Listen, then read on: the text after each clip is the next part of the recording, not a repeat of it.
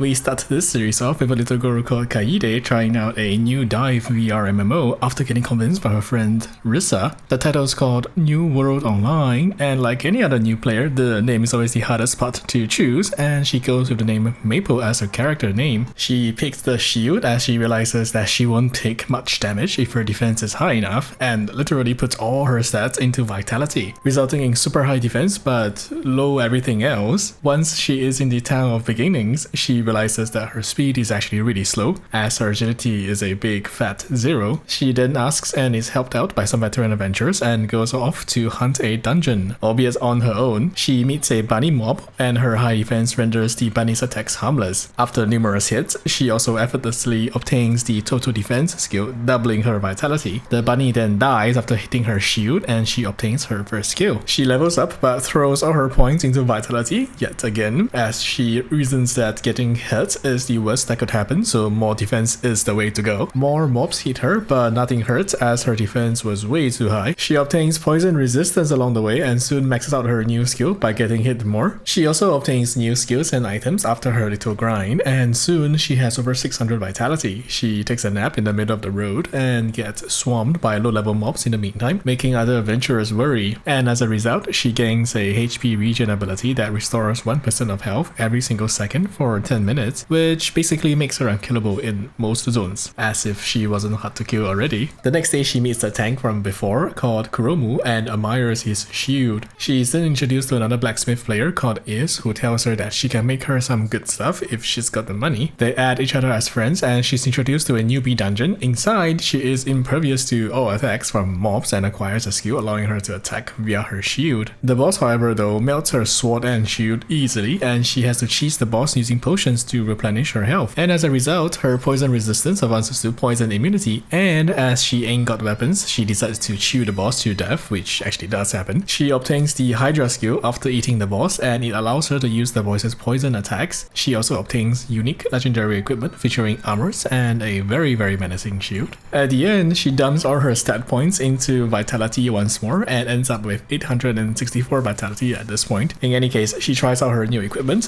destroys all the surrounding mobs, and gains an AoE paralyzer, and she starts munching on the mobs once more. Later, she joins the first event, a battle royale competition, and she decides to hoe up on an abandoned house and secures the high ground. She is soon attacked by a mob player, but her defense is just way too high. More mobs attack her, but all get defeated by her very easily. As more mobs gain up on her, her defense prevails as she summons Hydra, whose AoE poison creates utter chaos and wipes the enemies clean. Soon she learns that she is in the top 3 and unleashes all her AoE skills, paralyzing and poisoning everyone to death. She maintains her top 3 position and gets an interview where her bashful and nervous nature gains her much popularity. The next day, her friend Rissa is shocked by the outcome of the event the following day, and she joins the game as Sally to hit a dungeon together with Maple. As Maple basically has no agility, Sally thus carries Maple on her back to make things faster while Maple clears out the nearby mobs. They go fishing within the dungeon and soon discovers a hidden area beneath the waters. They try to find ways to enter the hidden area, and Sally discovers a hidden underwater boss. After an intense battle, Sally manages to defeat the boss and obtains gear well suited to her high agility build. Later, a patch was released to address Maple's shield as he was a bit too OP,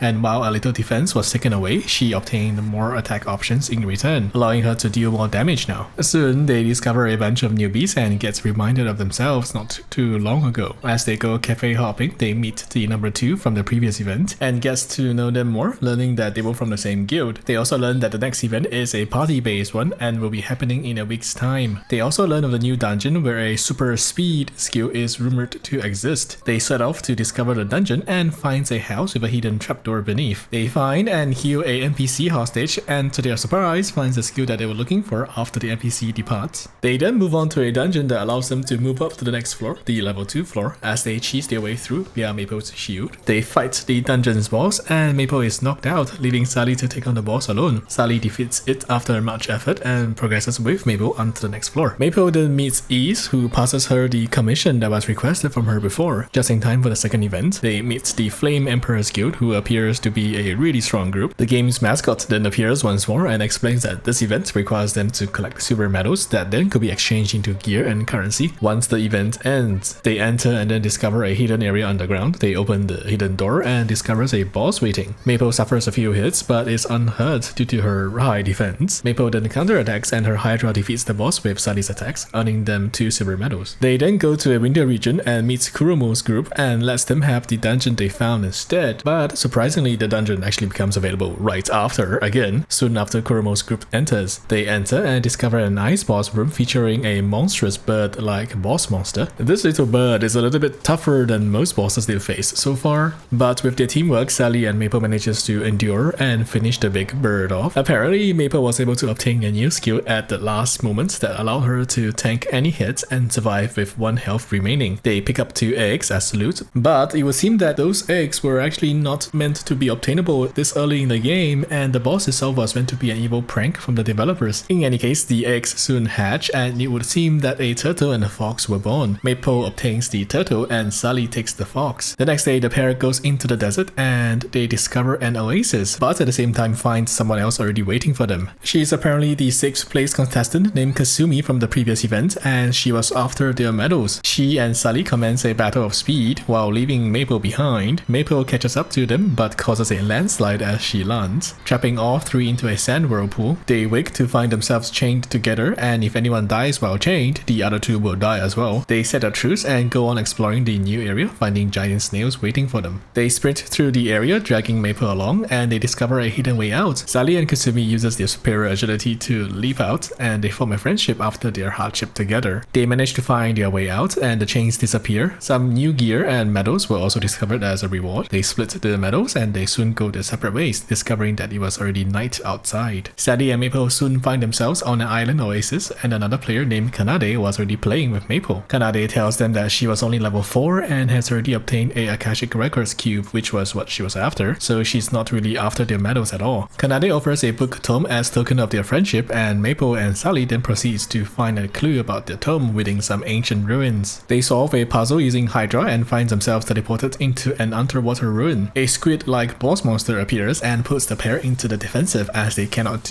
effectively deal damage underwater. Maple then comes up with an idea of poisoning the entire sea as an alternative, and thus she kills anything and everything within. Upon the demise of the squid boss monster, they find a coral reef glowing with corals and fishes while also discovering more medals. Meanwhile, the devs fall into further despair upon learning of Maple's feats and decide to avoid reality as means of coping. Meanwhile, Maple and Sally only has 2 more medals to go to reach their goal of 20 medals, and Sally proposes that Maple should go hide while Sally goes out to hunt for the remaining 2. Sally then goes on to hunt players for days and earns herself the terror of the Red Moon as she goes on her rampage. They reach their goal of 20 medals while finding Kasumi as well. The 3 of them hide together after Maple covers the cave entrance with lots and lots of poison. The mascot soon appears, signifying the end of this event. And upon the end of the event, Maple then exchanges her medals for a new skill called telekinesis, which allows her to ride and fly on her now mega-sized turtle and launch acid rains from midair. Yeah, totally not OP at all. In any case, we come to the end of this part of Maple's adventures in New World Online, as we are reminded once again that there's nothing quite like exploiting the new systems and bullying the devs. With that, thanks for watching, take care and goodbye.